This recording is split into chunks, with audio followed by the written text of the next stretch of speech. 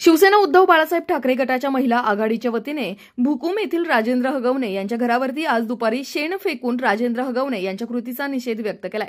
उद्धव बाळासाहेब ठाकरे गटाच्या पिंपरी चिंचवड शहर अध्यक्षा रुपाली आल्हाट यांच्या अध्यक्षतेखाली पिंपरी चिंचवड शहरातील महिला आघाडीच्या महिलांनी हे आंदोलन केलं।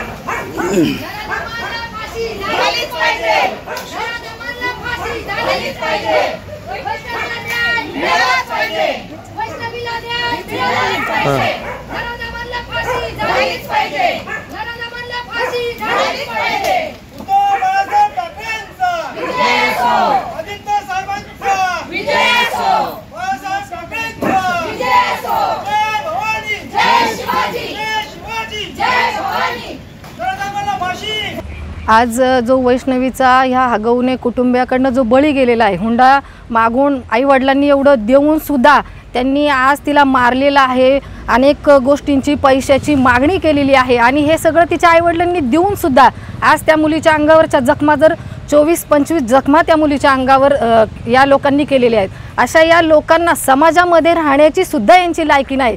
ह्या लोकांना फाशीची शिक्षा ही झालीच पाहिजे आणि आज त्याच कारणाने आम्ही आज उद्धव बाळासाहेब ठाकरे गटाच्या वतीने आज इथे येऊन आंदोलन करतोय आणि आमची ही मागणी आहे पक्षाच्या वतीने की ह्या नराधमांना फाशीची शिक्षा ही झालीच पाहिजे। तर एका निरागस मुलीचा या ठिकाणी जीव घेतलेला आहे आणि त्याच विरोधात आम्ही या ठिकाणी निषेध आंदोलन करत त्यांच्या हगवणे कुटुंबियाच्या घरावरती शेण फेकून निषेध व्यक्त केलेला आहे।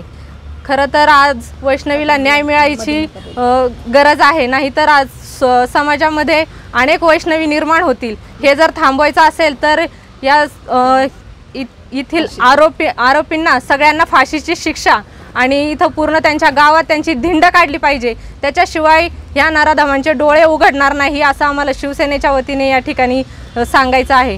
खरं तर बिचारीचा या ठिकाणी निर्गुण हत्या केलेली आहे।